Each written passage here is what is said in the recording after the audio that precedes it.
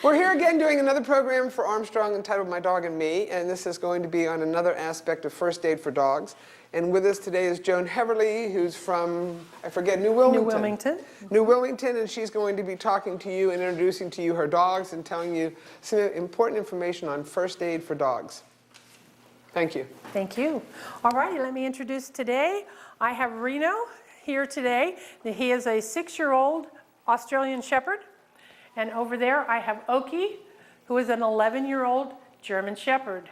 We're going to be working on them a little bit today, showing you and allowing you to be hands-on to do some things. If you look on your tables, you have your first aid book. What are some things that might cause distress to a dog? What might be a medical emergency or just any kind of an emergency that you might run into with your dog? If he has been bitten, correct. If he has been stung. If he has been hit by a car or a person, or something like that. If they are birthing, okay, that can turn into a pretty scary thing. Let's see. Oh, I have a whole big list here. Sorry. If they're choking, if they're eating something, if they have, again, if they're illness. Like if they're diabetic and they're going into something. If they are having a seizure for the first time and you say, I don't know what's going on. You can know because first of all, they're in distress. And if they're just acting funky, they could be headed into a seizure. Could be the first one ever. And so you just check the normal. Check what's normal. Know what's normal and check your dog so that you know if something is abnormal. It sounds simple, but sometimes it's not as easy as it sounds when it's an emergency situation. Okay, when you come upon an animal that is hurt, if they're lying beside the road or if you find them in the house or whatever, you have to check the area, check for scene safety. They could have been hit by a car, so they're out in traffic. There's a car coming, so you be careful too. We don't need two, injured people in the middle of the road. Injured beings in the middle of the road, whether one's a person and one's a canine. Yes, I know, I say they're people too. Okay, you look around, if there's smoke, if there are wires down, if there is a puddle, you don't know what's in the puddle, they may have gotten into it. So you just have to be very careful of what's around, be aware of your surroundings and of course theirs. Now, if you approach a dog, and how can you tell if it's safe to approach them? Their body language. What is a good, if you're looking at a dog, how can you tell just by looking at them that they just indeed might want to bite you? They're growling, their ears are back.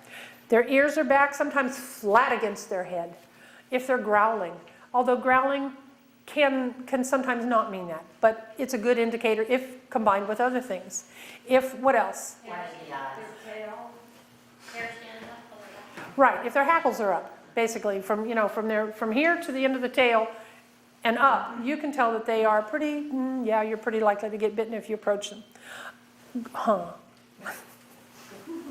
Sometimes, if they're just so frightened, if they're so frightened that their tails are tucked and they're down on the ground and they're crouching and their ears are back, if you approach that dog, unless you're very careful, that's the dog that is probably just as much likely to bite as one that's standing up with his tail straight up in the air and his ears are up and looking at you like, all right, try it. Sometimes the little one will say, oh, please don't cry, I'll do it. Both of those are very much. And of course, like she said, growling and snarling and all that.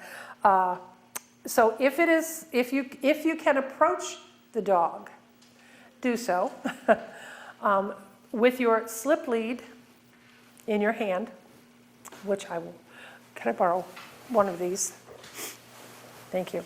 That's why it's always nice to have a slip lead in your car, on the back door, on the side door, on your leash hook, anywhere else like that. These, in case you're not familiar with them, you just slide the handle through the loop, and there you have a collar and a restraint for the dog. Okay, you talk to them. It's always nice to approach them from the side rather than head on, with your side to them so that they're not feeling challenged. Okay? You're going to approach, you're going to let them see what you're doing, talk with them gently. If you have a treat, that's fine. You can offer him a treat through this and he'll get it. Just very gently and now you have control. These, in a way, these are nicer because if the dog's acting stupid, as I say, but if they're just acting out, you stay there, then you can get a little farther away from them. But then you can control the dog. If at that point you need to put a muzzle on, if it's your dog, I'm sure you have your muzzle because it's fitted to your dog and you have a muzzle that's going to fit your dog. However, if you do not have such things, stay. In your first aid kit, there is always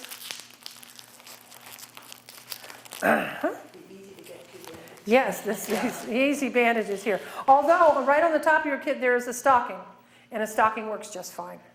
Oh, I don't have a scissor. Do you have a scissor? Because this is not going to tear for me. Oh well. All right. Assuming that. Okay. Assuming, but we'll keep going.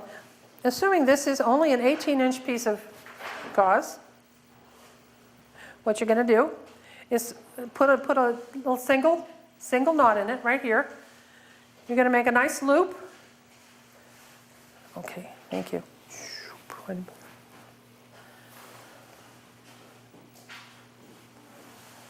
And obviously it will depend on the size of the dog as you determine how much gauze it's going to take to go from the front of him to the face. A loop, you have control here, and it will of course always just look right here, sit, here. And you put the loop over the top, you snug it on the bottom a little bit, not hard, especially because he's just not doing anything wrong. We're going to cross it and tie it right behind his ears. Okay? And this is obviously kind of an emergency muzzle. This is not one that, there is no muzzle that is foolproof. A dog can always get out of a muzzle, whether it's a commercial basket type muzzle or a nice, a woven muzzle, they can always get out, especially when you least want them to.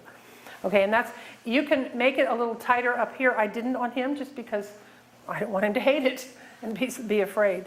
But it can be, a little farther forward so that it really does keep their mouth closed. A little tighter. Tight enough to keep their mouth closed, but not tight enough to hurt them. Okay, good. Does their mouth need to be completely closed? Unless you want your... Okay, here is his properly fitted muzzle for him, which I have just snugged up to go around the thing. Okay, so I snap it. So this obviously gives him just a little bit of play to get his mouth open, but it's pretty tight. He can't reach around and open it wide enough to get me. Yeah. Not that he ever would, because of course your own dog never bites you. Not true, not true. Okay, so he's restrained. You have, if it's safe, without muzzling him, check his vitals here, what you know in the front, okay? If it's safe to do that, you can, lift a little lip just a little bit, press it, see if look at the eyes, okay? And then if you're going to do anything else to the dog, it's always best, if you can, safely, to muzzle them.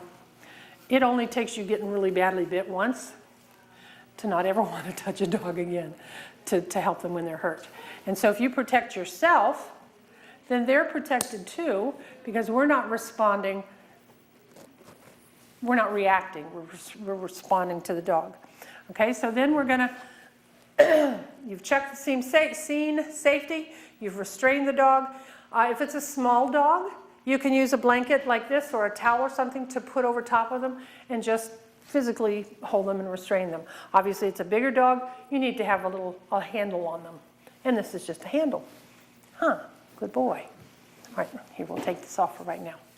Now, if you would like to, this kind of muzzle is only for use when you are with the dog and you have your hands on them. Okay? They can't pant when they have these on. If they can't pant, their temperature goes up and they can die. If you have to leave your dog in a car for any, when I say an extended period, but I don't mean even an extended period, a basket muzzle which is, it's bigger, it's formed. They can pant, they can drink, they can eat if they're good for eating, but they can drink with it, and it will not make them overheat. This kind of muzzle prevents their panting. They have to be able to pant to reduce their body temperature. We didn't say that, but I'm assuming, and I shouldn't, that dogs don't sweat, okay? The only way they have to reduce their body temperature is to pant, and they sweat technically through the pads of their feet. So, and we'll talk just a little bit later briefly about overheating. If you can get your dog to walk in water, cool water, that helps cool them off. So, of course, they have to be in shade and all that. But you have to watch that, especially in the summertime coming up. Dogs can't be left in cars much when it's above 50 degrees. You just can't do it. Because you say, I'm just going to be a minute. And Sister Sally is in there, and I'll tell you what, she can talk the ear off a giant giraffe. And so you could be in there for half an hour. You know that, I know that, Sister Sally. And there your dog could be dead in the car if you get back, because you were only going to be gone for 2 minutes. So be very careful this summer and every summer. Much from now on, like I say, when the temperature's 50 and much above that and the windows are up, even if you crack the window, it's not enough to cool the car. So please, please, please be careful. So many dogs die every summer from being left in hot cars, just like children, unfortunately.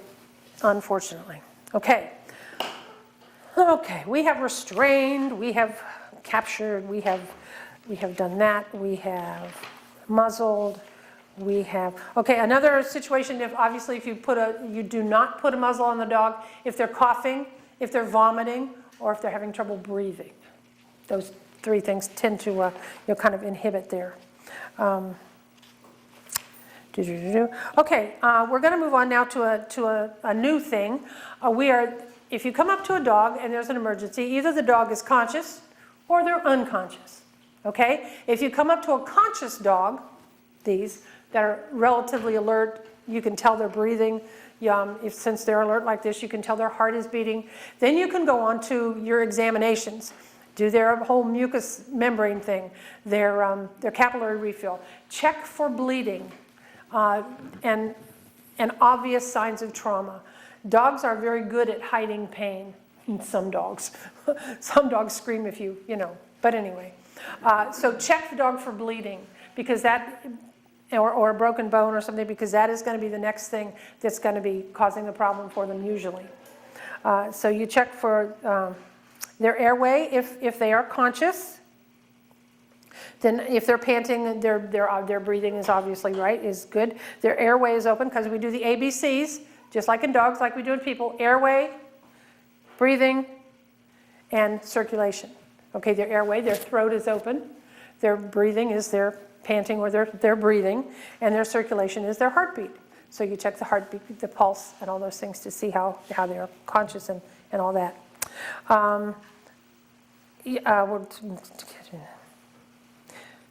Okay, is it always good to muzzle a dog?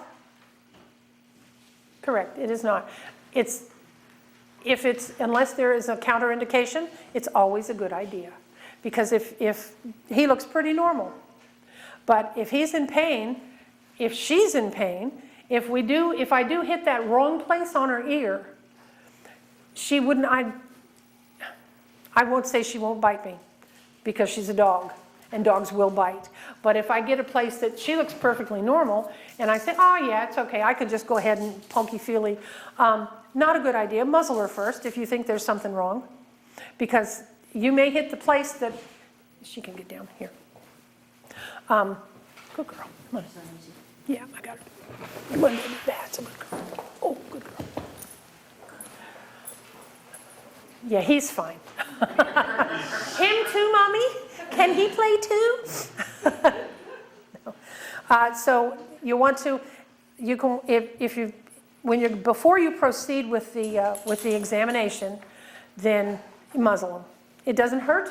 It doesn't take but a second, and you can feel fairly confident to go and check the rest of the body. It's just like, with your person. How many of you had taken human first aid?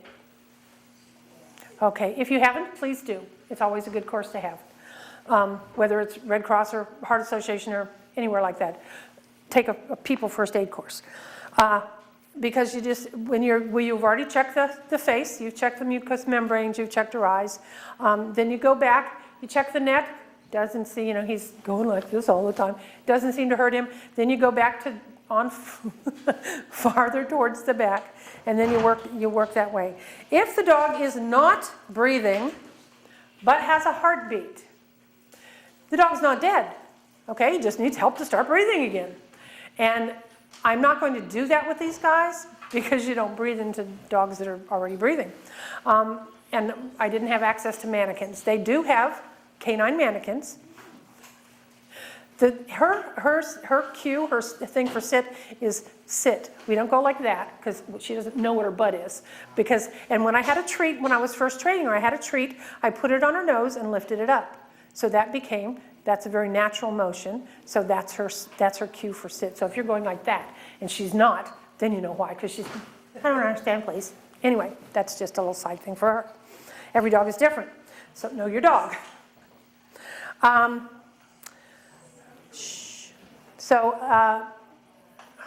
The unconscious. If they're breathing, but their heart is, if they're not breathing, but their heart is beating, you proceed with the rescue breathing. Okay, you put your hand around them and you blow into their nose. You should be able to see, be careful with the size of the dog. You don't want to explode their lung or anything. You breathe just enough to be able to see their chest rise. If you go to, they're unconscious, you've checked all this stuff, good boy. Good boy. You're unconscious here, Rito. Unconscious. Good boy. Oh, no, unconscious. Good dog. Okay, the airway, we're gonna see about see if we can't establish the airway. We're just gonna put him in a neutral position, lift the head back, just like you do a person when you're given CPR, because that's what we're working towards is CPR. Cardiopulmonary resuscitation. Cardio is his heart, pulmonary is his lungs, and resuscitation is to make it work again. Okay, so we're gonna pull this back so he's, good boy, that when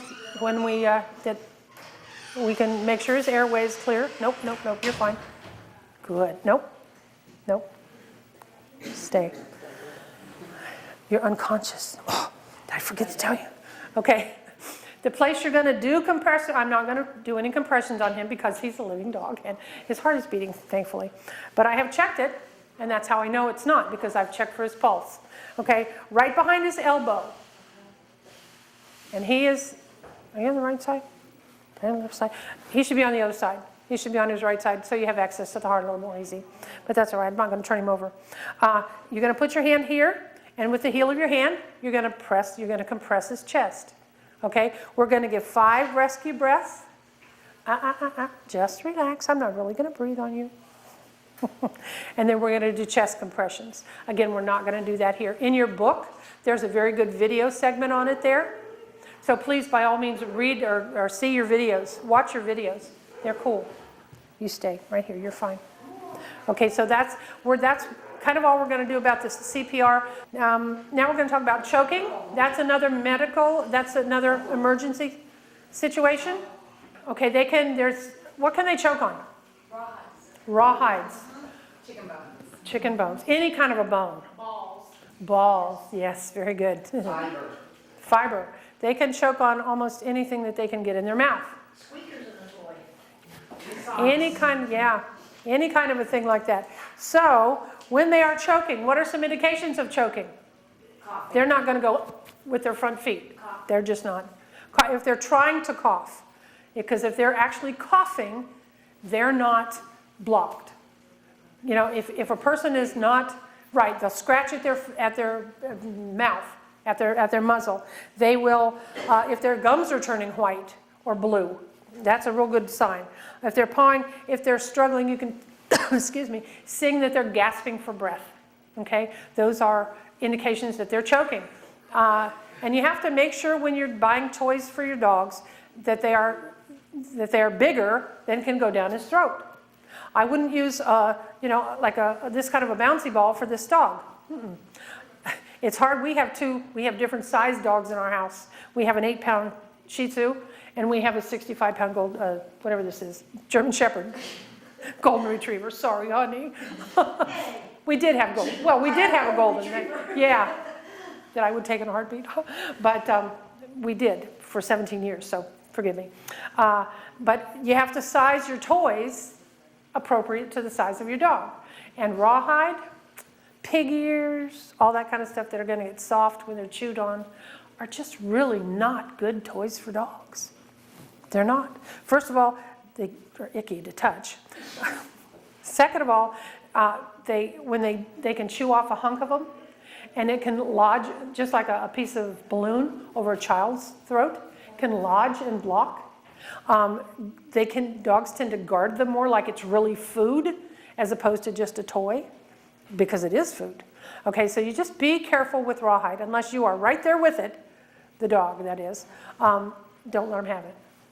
That's just, and if they've chewed on it for a while, and before they get it totally glopped up and huge and all soft, pick it up, take it away, and it'll dry up again, and that's fine. They can have it again, but just be careful. Please be careful. All right, Reno, easy. Come on. Good boy. All right, come here. Oh, I know, he did, didn't he? All righty, we're going to talk about choking. Come here. Come on. Good. I know. All right, you just need to stand right there, okay? Good. Okay. If a dog is choking, you can get behind them. Now, with a little dog, it's really pretty easy because you can pick them up, okay? And you can, just like you're going to give a Heimlich maneuver on a person, you want to get behind their ribs, underneath it, behind their breastbone. Stand. Good. Stand. Good. Now I'm going to get behind him under here, and I'm going to give thrusts, okay, just like you would with a Heimlich. You put your hand or your fist or whatever, and I'm not going to do it to him because it would be hurtful, and you pull up 5 times, just like on a Heimlich on a person, and you pull up right here so that their abdomen, the air and stuff is going to compress their lungs, and it's going to force whatever in their throat to eject, okay? So you do that 5 times. If it is safe, do a sweep of their mouth to make sure that whether you can tell whether or not something has come out. Okay? You want to do that. Then, it's his favorite part. If that doesn't work, we're going to do a wheelbarrow on him. We're going to lift up his back feet, just like this, and hopefully, and if you give a shake, or if you help these, if you hold him under his knees, and you can do kind of a squeeze here, that'll also force air out of his lungs. Okay? Good boy. That was fun, huh? Okay, if that still doesn't work, you give what they call back blows. I'm going to support him under here, and I'm going to put my hand on his back, just like you're between the shoulder blades of a person. You're going to do it up towards his shoulder blade and give back blows 5 times. Again, it's to shock it, dislodge it so that it comes out. Okay? Normally, Okie, are you begging? Come here. Okie, Reno. Okie, here. Here. Lie down, right here. Good girl. Come on, lie down. I know. At the one, yes, you're begging. Lie down. Thank you. Good girl. The choking, the unconscious dog and the presence like that, those are life-threatening emergencies. Okay? If you cannot correct them quickly and easily, get your dog to the veterinarian very quickly. Okay? Now with the whole CPR thing, which we didn't cover, but it will in the book, if you have been working on your dog with CPR for 20 minutes and the dog has not revived, it's probably not going to, because by the time you get it to the vet, it's usually too late. Okay. All those things. Shock. Shock is a killer. Shock is fairly obvious if the dog collapses or if the dog has an extreme trauma. You can tell either it is or it soon will be in shock. That is a life-threatening condition. You have to do something quick. Okay, so what you're going to end up doing, and they can get that if they have been burned. If they have gotten lots of stings, if they've gotten into some kind of an insect nest and they've been stung a lot, that it can be life-threatening. Now, the ABCs again with shock. A, airway, B, and cardiac. Okay, check those things. If those are not normal or near normal, your dog could be headed into shock. Excuse me. So the best thing you can do is actually prevent him from going into shock. Obviously, you want to restrain them. I mean, not like this restrain them, but calm them down, put them in a lying down position, warm them up, okay, from underneath and from over, because you can put 16 blankets on a dog that's on the frozen ground, and it's not going to warm him up. It's just going to keep the cold in there for him. So put 2 blankets on top and 2 blankets on bottom. It's better. Okay, and the other thing is, of course, you can, if you don't suspect any kind of an injury to his back or his back side, his back end, just put a little blanket just to raise the back end up just a little bit. It's just like having people lie down and put their feet, to elevate their feet. It's elevating the back side so that the blood will stay with the vital organs. Okay? Is there any question about shock? It is an emergency. Don't fool around with shock. I actually, in December, had a dog go into shock and within minutes almost died. It was extremely scary.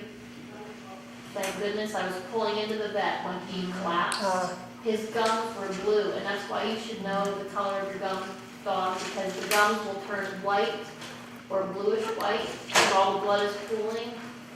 And my dog in particular has one side is pinker than the other, and so you have to look at that, but Right. that's a really good indication Right. that they're going into shock. Right, so that's why we're checking all those things. That's the shock thing, or is the circulation. Okay, you can feel the pulse, but you can also check the mucous membranes. Look at on their eyes and in their gums, on their top gums and on their lips. So just pay particular attention to that. And if you can call your veterinarian and say, "I'm on the way, Harry," then by all means do that, as long as their name's Harry. Okay, now we can talk about some wounds. There's lots of different kinds of wounds that dogs get. They can, particularly, they can be, if they're struck by a car, they can just be struck and scooted along the road. They'll get road rash, is a wound. A hot spot is much the same as that, the way it shows out. The skin gets, the top layer gets worn off, and it gets seepy, and you know what hot spots are if you've had dogs very long. Okay, they can get lacerations, which is a cut or a tear. They can be bitten. They can have a puncture from something else. They can have things embedded in them. That can, happen to their eye too. And there can also be burns. Did you say booze? No booze. Boons, never. Burns. Okay, those are the wounds. And then poisoning, hypothermia, hyperthermia, okay, and those other things. Basic wound care. You're going to have lots of things in your first aid kit to take care of wounds. We are going to first wash our hands. If you don't have that, there's usually, in my first aid kit, there's a little thing of hand sanitizer. Put on your gloves, okay? Now, in your little pile of wonderfulness there is a gauze pad. So you can get that out. We'll talk about that. If the dog is bleeding, which is pretty indicative of a wound, or that's what wounds do, is bleed, you want the part that's going to be next to, oh, that's very nice. You want the part that's going to be next to the dog to be sterile. Okay, if it is in a hairy place on the dog, that's why you have your clippers. You clip the hair away from it, and and wash it out with water. You don't, not peroxide or not anything yucky like that. And you don't put anything on it right then, especially if you're going to take it to the vet. If it's just something little that you're going to deal with at home, by all means, put a little Neosporin, antibacterial, and put that on it. You can cover it. Good luck keeping a bandage on it, on any kind, anywhere. But sometimes it happens. Mostly, that's what those antenna things are for, the dishes, What about Elizabethan collars. What about like new skin? Depending on the size. I mean, it just depends on the size of the wound. Okay. If it looks like it needs to be stitched, take it to the vet. You know, I know a lot of, I don't know a lot of people do that, but when people have a lot of hunting dogs, or their dogs are out a lot and they tend to get beat up like that, then they take their own medical kit with them. I'm not a veterinarian. It's been a long time since I worked with a veterinarian, and even then, they did the stitching, I did the holding, you know, and that's what happens unless you are really professional, which we are not. So just clean it up, apply a sterile, sterile pad on it, wrap it up. If there is a wound on the foot, pads are particularly difficult to bandage. So, watch your video. Reno, come here, baby. Sorry. Come here. Pop up. Thank you. Good boy. Okay, if he has a pad wounds bleed, oh my, they bleed a lot. So when you get your little doggy there to be so still, usually they're not, because they're hurting. Put your sterile pad on the bottom and wrap this or something similar over the bandage. It always helps when you have a second person. Always. You could use Coflex for that. In a minute, we're going to do that. We're going to use Coflex, but not right now. We're going to put the pad on the bottom, or the sterile pad on the bottom. You're going to put this up the sides of his leg to act like a stirrup. Okay, and then you can secure it with tape at the top, just so it holds right there. It's going to be a stirrup, Reno. Okay, and that's when you start wrapping with Coflex, or the vet wrap. Start at the bottom, work above his knee, in the front, if it happens to be a knee, like up to here, okay? And be sure it's not too tight, and it sticks to itself, so you don't have to worry about securing it. But that helps hold this helps hold it up and on the wound, instead of sliding around and just sliding off the back. This will hold it up the leg, and that's what you want. Okay? Thank you. Good boy. Lie down, please. Good. All right, you wait right there. All right.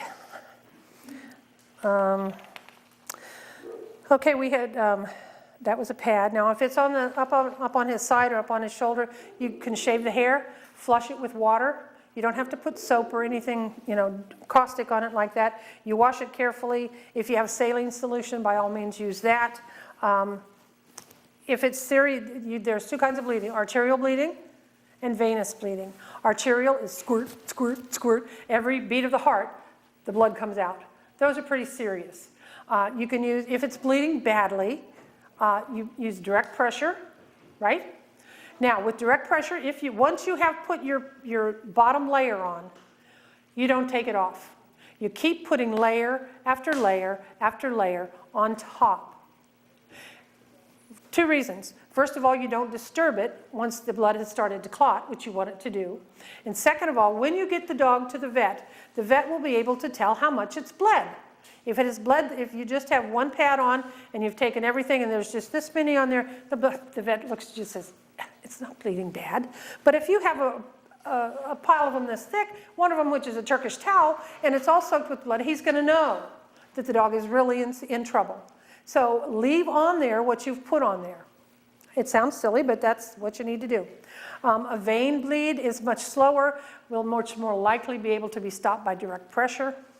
If the bandage is somewhere where you can wrap it with something, even if it's your slip lead, a towel, a sock, a stocking, and anything, just wrap it on there to secure it. By all means, do that, and then take the dog to the vet.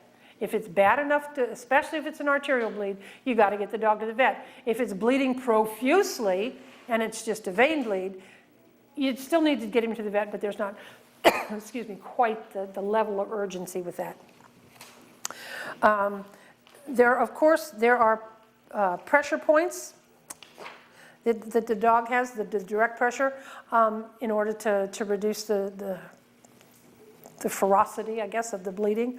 One is, of course, on there where we took their pulses. Okay. Let's see. you have to hold the area above where the wound is, between the wound and the heart. That makes sense, right? So if he is, where's your foot? Good, if he is bleeding down here on his leg, I will hold this up here very tight. That's if it is beyond the point of just direct pressure here, stopping the bleeding. Okay, you hold it here very tight to slow it down. You have to release it so you don't kill everything below here. That's why you don't put tourniquets on. You just don't, because you just don't anymore, unless to save the limb. Because dogs can be three-legged and they can do fine, but that's not something you want to mess with. Good boy. So it's always between the wound and the heart. Obviously, if it's a gash here, there's nowhere I can press except on the wound directly. So so much of this is just common sense and using your God-given intelligence, but you can do those. Okay. The pressure points, again, the front leg is in the armpit, where I had him grabbed. Excuse me, on the back leg, it's inside the thigh, where we held her pulse, excuse me. If it's on the head, it's at the base of the lower jaw, okay? Head wounds bleed a lot. Good boy. I know. Good boy. You'll be feeling all better by the end of the day, huh? Yes, you will. You'll be all better. Okay, here's the jaw, and at the base of the lower end is right under here, just inside the jaw at the bottom, okay? Depending on what side it's bleeding on, okay? If it's on his ear, his ear or her ear, ears bleed a lot. And the best thing you can do is, of course, direct pressure and then secure the bleeding part to the head so that they don't shake it and make it worse. Okay? So you can either wrap some vet wrap around him. If you have a sock, cut a bottom off of a sock and wrap that around just to secure the ear to the head so that, like I said, when they shake, they don't disrupt the clot. You wait. Okay. Again, we release the direct pressure. When the direct pressure is there, you release it every 10 minutes and let it go for a little bit. Okay, we talked about pad wounds. All right, now, injuries to bones and muscles and such. It is worse on the dog if you incorrectly splint a broken bone than if you don't splint it at all. Okay, sometimes, especially because dogs they're good at protecting their body parts, So if he's not going to walk on his leg if it's broken. If it's a joint or usually if it's a bone, good boy, in this part of the leg between his elbow and his wrist, it can be splinted because you splint from down here clear up to here. Now, we don't have, you have something we could use. You all have something you could use for a splint. Can you think of something you might use for a splint if you don't have a padded metal splint? If it's small, like for a cat or a small dog, a pen or two would work. A magazine will work. A roll of paper towels, a roll of newspaper. Your book that you have could work, okay? When you tie, and then you tie it above and below where you think the bone is broken, and you don't put your tie directly above where it's broken, because that pressure would hurt. Okay, so if his bone is broken here, I would put the splint from here, clear up to here, and then I would tie it here, and here, and here, and here. Okay, just to get it, excuse me, properly secured, but not directly over the break. Okay, so there's any number of things you can use. If he's cooperating, you can even use the other leg. Okay, you just put here, lie down, good boy. Put the legs together, put something between them, a towel or something so they don't rub, and then put them together. The strength of this leg will support the break in that leg.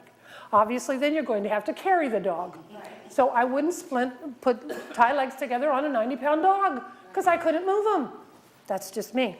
Now, this that he is on would work just fine to carry him. Okay? Or if you have a board or something like that. I believe in your book, it's very impressive. There's a policeman that has come upon a dog that was hit by a car. He has a piece of plywood, probably the size of this table, and the dog is hurt enough that it will lie on it. He has secured the dog, tied it on there very nicely. And do you remember this one? And by himself, and it's a big German Shepherd type dog, probably 80, 90 pounds. He very nicely picks it up like this, slides it into his car in the back seat, and he was wonderful. I was very impressed because I probably couldn't even lift up one end of that thing, much less maneuver it very nicely into a car. Needless to say, it was a mannequin. It was a mannequin. Yes, it was not a real dog, because you just have to be careful. Know your own limitations. Use the resources that you have around you. If it's a table, we could collapse the table, and without the dog on it, of course. And then you move the dog to the table. If the dog is lying down here, good boy, you're lying down. You're unconscious, remember? No. But you put it perpendicular to the dog here, and skitch the dog onto it a little bit, and then lie it down and slide the dog onto the table. Okay? Then you can secure it with whatever wrapping you have, whether it's sometimes even your slip lead or your dog leash or whatever, that will just secure the dog to it. I mean, it's not going to stick him there by any means, but and then you can lift it up with two people, preferably, or if you have to, you just slide it and drag it. You do what you have to do in the situations when it's an emergency. Now, sprains and strains. A sprain is like when you sprain your ankle. That means that you have hurt a ligament, okay? They're limping, they're pained, it's swelling. Strains, pardon me, is when you have strained like a muscle. You've strained a muscle. Sometimes the same symptoms, but a different treatment. A sprain, you usually need to see the vet, because he can give some pain relief. He can give, he can advise you that you have to crate the dog for 6 months, maybe 6 weeks, so that ligament can restore itself. You do have to crate them. Fractures, obviously, are a break in the bone. And again, we talked about splinting and and that kind of thing. If you can obviously see the disfigurement, if it's hanging at the wrong angle, or they're not looking on it if it seems weak. If a piece of the bone is sticking out, that's usually a pretty good sign. There'll be swelling and bruising. Excuse me. Like I say, it's worse to badly splint or improperly splint than it is not to splint it at all. You do have to, if there is a wound, you can wrap it gently with gauze, but you don't want to be mucking around trying to, apply pressure and that kind of stuff, because you'll just make it worse. Okay, let's see. Oh, we splinted, we moved them. Goodbye, puppy. Car accidents, the dogs are very, very unpredictable. One of the most important things you can teach your dog is an open door means the door's open. Not an open door does not mean freedom and we run. Not easy, good boy. That's not what an open door means. Good boy. No, lie down, please. Okay, and that's one of the best things you can train your dog, is that an open door doesn't mean squat. Doesn't mean you're going out necessarily. Doesn't mean anything. Oh, unless I'm told it means something. In which case, you say, okay, we're going out OUTSIDE, or or something like that. Just train your dog. Yeah, it's an exercise, just like many other things. Teach him to sit. Okay, fine. Teach him an open door doesn't mean anything except, oh, look, the door's open. Some dummy left it out, and now we're refrigerating all the outside air too. But anyway, so that's a main thing, that you can avoid car accidents. That's the best way to treat them. Again, when you get to it, you always look about scene safety. If the dog is lying in the lane of a highway, you got to look and see if a car's coming before you run out to the dog, because your life, you will be of absolutely no use to the dog if you get hit by a car. You won't. So you do need to be careful. Be careful, of course, dogs riding in pickup trucks. They don't ever ride loose in the back of a pickup truck. And you also don't tie them to one side in the pickup truck. You tether them to either side, because if you get bumped or whatever, the dog could be falling out, and even if he's tied, he'll just be dragged along beside the car, and you don't want that. Not good at all. So you do that. If you have a pickup truck and if you have a dog in it, it's either in a crate, a secured crate, or you have him tethered to both sides so he doesn't jump out or fall out of the car. Okay. If a dog's been hit by a car, shock is very likely, so always just treat for shock. Trauma sometimes gotten from the inside trauma sustained in a car accident may not show up for 12 hours or 36 hours. So after a dog has been hit by a car, take him to the vet, even if you really kind of think he's okay, unless he really looks okay, and then even then you can't tell. Because have you seen deer hit by a car and they jump up and they run away? Pretty soon they die because it's from internal injuries and that don't show up immediately. So you just have to be careful of those things. Burns, dogs can get burned. They can get electrical burns. They can, even stupid dogs can get burned by a fire. Unless, it's a house fire, something like that.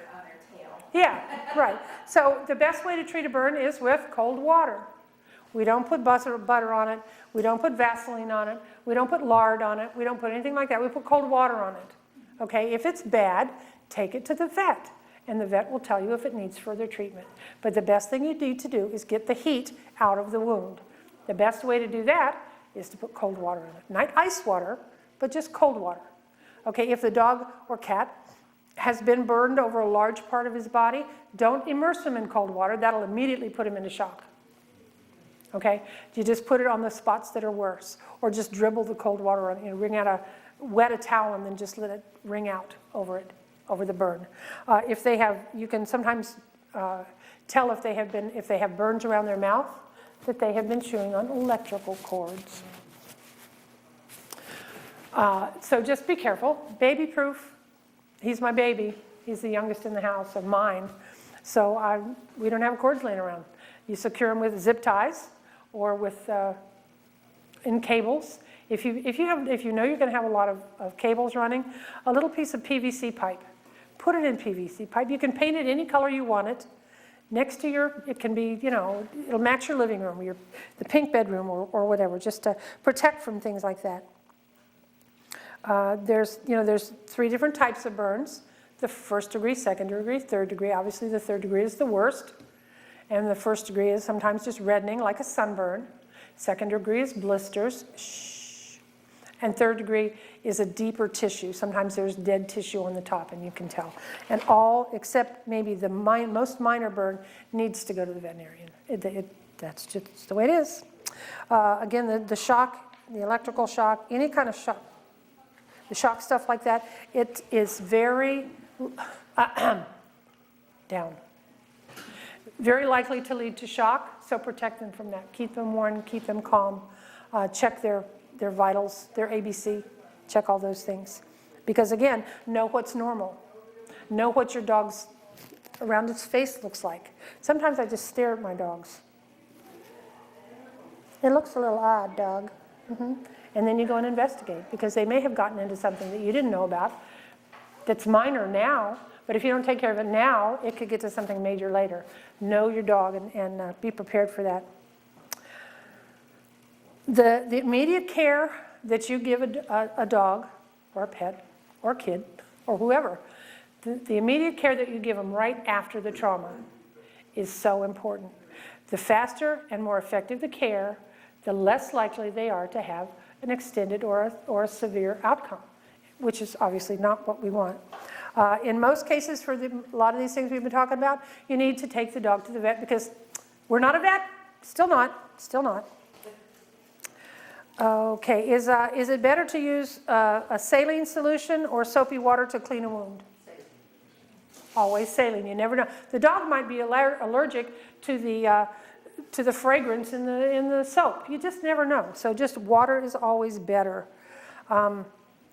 And what do you put on wounds? Butter or Vaseline? Neither one, that's right, just cold water. Good, good, you guys are good. Okay, now maybe seizures. Okay, Carol had a dog that had seizures. I had a dog that had, well, it was, Scarlet's wasn't, we found out. Right, That's yes, what yes, you're yes. talking about. Yes. Just, I'll throw one little thing in here. I just lost my older golden a month ago. And Scarlet, and she had heart issues, and it was heart failure. She was 13 years, 10 months. She started in December having, in my head, a seizure. So, just keeled over, legs stiff, everything. Told the vet, took her to the vet, told the vet. Okay, well, here about 3 or 4 weeks later, she had another one. Out in the cold. Inside when it was 25 below. And I did call 911 and I did ask for help and a cop did show up. But that don't do what I just said. It was like, dude, because I couldn't get her in. She was 60-some pounds, okay? So, called the vet. Finally, she had a third one. And he was trying to figure out what it was. She had no residual effects from the seizures. They weren't seizures. They were called syncope episodes. Look that up. How do you spell it? S-Y-N-C-O-P-E. C-O-P-E. C-O-P-E. Syncope. So she fainted? She, dead weight, completely gone. Stiff Fainted. legs, head gone, tail erect, bowels let loose. Yeah. And that's what I was telling Sue about. She was not familiar with that either. There is a difference. There was no frothing at the mouth. There was no residual effects. She finally came out of it. She was fine after a day or two because it took all the energy because of the heart anyways. But syncope episodes. My comment to you was it, because I had dogs that take seizures, and then it's usually gradual. It's usually sit down, and then start to fall down, and then go into the seizure. It's never been big and right over. Just like you It was see, flat over. yeah, flat over like you see I've in never ghosts. seen that. That's a heart related. Yes, it is. And how did you spell S-Y-N? S-Y-N-C-O-P-E. C-O-P-E. S-Y-N-C-O-P-E. And very important, she died of heart failure.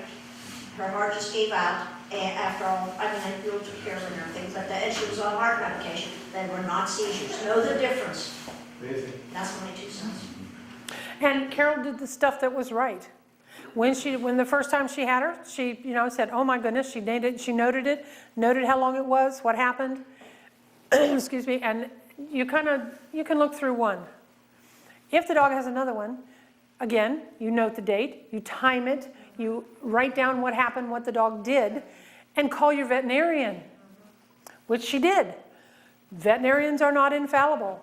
Hers was not, but eventually it wouldn't have made a long difference. But had it happened a third time, there is medications. The dogs can be on there, very inexpensive, for seizures, relatively easy to control. But there is no long-lasting effect. Your dog can live a relatively normal life, be happy puppy. They have seizures, okay. People have seizures, okay. Epileptics can lead a decent life. They can't drive, but they can lead a decent life. So the thing to do is date it and time it.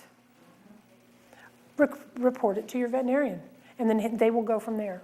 It's, that's pretty much, that's all that basically you can do. You don't want, of course, when the dog is in a seizure, particularly if it's a grand mal and they're thrashing around and all this stuff, don't try to put your hand in their mouth or put anything in their mouth. They're not going to swallow their tongue. Dogs don't do that. Okay? But if you try to get in their mouth, they will bite you and bite you very hard because they're dogs and they don't know what they're doing and they don't have the control to do that.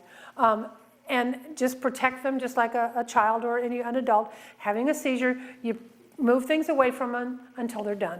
And then when they come out of it, they'll be somewhat dazed, but beyond that, they're okay. So I used to get behind my dog. I've had 3 dogs that took seizures. And I'd get behind them, like behind this one, and then I just kind of put my hand on the shoulder, just to kind of keep them in one spot so they weren't getting up and falling against Right. stuff. And just give them a little bit of support there. I stayed behind because they could bite you. So Yes. when your dog had a seizure, it was moving.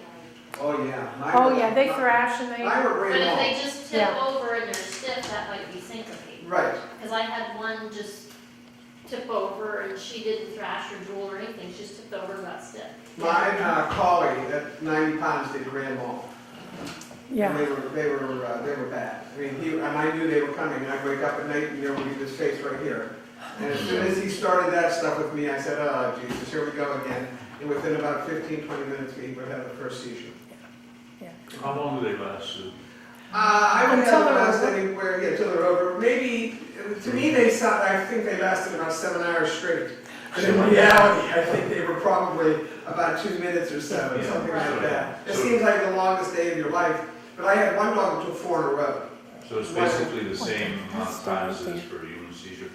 pardon me, I'm sorry. Kind of. Can be, it probably Same was time as even It's a human Yeah, seizure. close. Right, and that's why you time them. And even though, like she said, it seems like 7 hours when they're doing it, it's probably, oh my goodness, how can it possibly be only 2.5 minutes? And that doesn't mean until they're completely normal and functioning. That means when the hard part of the seizure is over.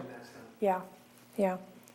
Again, you try not to disturb them. You just time it, log it, and call the vet. Okay, just a couple of more things to talk about real quick here. I want to talk about heat stroke or hyperthermia, which is heat, and hypothermia, which is cold. Okay, hyperthermia, we talked about a little bit. It's heat stroke, basically, for a dog. Be careful with your dog. That's all I got to say. If it is 90 degrees outside, don't run them for an hour unless they're really used to it. Okay, make sure they always have access to plenty of clean water. Keep them in the shade, give them access to shade when they're out. Just be aware. Don't leave your dog in the car when it's over 50 degrees outside. Just be aware. Again, hyperthermia is just so avoidable. So 50 degrees is the limit? Yeah, I would say. 15 minutes even? Yes, with the sun shining on the car. Now, have you ever gotten in your car on a cold day and the sun's been in the windows and you're going, oh, thank God I'm warm. The dogs don't think, oh, thank God I'm warm. It's like, I can't breathe. You know, it's the cracking the windows, even when it's really cold, crack the windows. You know, you just got to give your dog some air circulation. It's just a requirement. Okay, the cool water and shade and rest is the best thing for them in the wintertime. Hypothermia is cold. Around here, they can get really cold, okay? And your dogs, if they were outside at all, you probably saw them learn to dance this winter when they went out and their feet were freezing and they couldn't leave them down for, 2 seconds. And so when you can tell that they really, really need to come in, get off that cold stuff if that's what they're doing. Otherwise, their pads could get frostbitten. Dogs with prick ears, their ears can get frostbitten. Dogs with flop ears, their ears can get frostbitten. Their noses, their toeses, all those things, that their extremities can get frostbitten. And when you take them in, if you have any suspicion that they've been frostbitten, don't put them in hot water. You put them in lukewarm water, because otherwise it's trauma to the skin, which is already frozen. The cells in there, the fluid in the cells is trying to explode, and you don't want to put anything hot on it because it's a shock to it. Okay, you're going to shock them. So again, be careful with your dogs. And so, but when it's real cold out, you say, oh, I'm going to walk my dog faithfully, and we're going to go around the block 3 times. And if it's 20 below, like it has been, really honest, or if it's 0 degrees, don't walk your dog around the block 3 times. The dogs can't handle it. Put boots on them. Yes, they look silly. Too bad. If they need exercise, it's better to have them looking silly outside than having injury to their paws. Pain is one thing, injury is another. You don't want to go. When I was spanking my children when they were young, shh, a little bit of pain is not bad. Abuse is a whole other thing, and that's injury. You don't want your dog to get injured. You don't want them in pain if you can stop it. It also keeps them from ingesting salt by licking their paws. Right, because you can pull all that stuff off then, and there's no problem with that. So there are so many wonderful products out to help us protect our dogs. that, you know, just look around. And if one kind of product doesn't work, because I got one set of boots and they're like worthless. He took 3 steps and they were done. Yes, very soon, we're almost done. But then the Mutlucks stay on, they're effective, and they work. Amazon is a great place to buy such stuff. All right, we didn't go over poisoning. In one of your sheets, there is the National Pet Poison Control. You do have to, it does cost if you make a call there. But some of the things you need to know about the information, the exact name of the poison if you know it, how much of it ate or was exposed to, how long ago the ingestion was. Sorry, I'm trying to find this in my glasses. And the vital signs now, and what their normal is. Those are all good things if you can tell them. And the approximate weight of the animal, which of course you should know. Okay, there's a list in your thing there of poisonous materials that are always around. Please look that over. Some of the things you surprise and say, what? My dog loves grapes. Too bad, it's not good for him. You know, spinach is good for you. Iron, no, it's not good for him. Alcohol, please don't let your dogs drink your beer. You know, things like that. Shoe polish, sleeping pills, anything you would keep out of the reach of children, keep out of the reach of your animals. Okay? Thank you very much. And, I do have Pet First Aid on my iPhone. Great, great. Hey, thank you very much. We really appreciate your help, Joan. Thank you. And My pleasure. who's this one again? That's Reno. Reno and, Okay. well, they're the most important people here. Thank you. Thank you.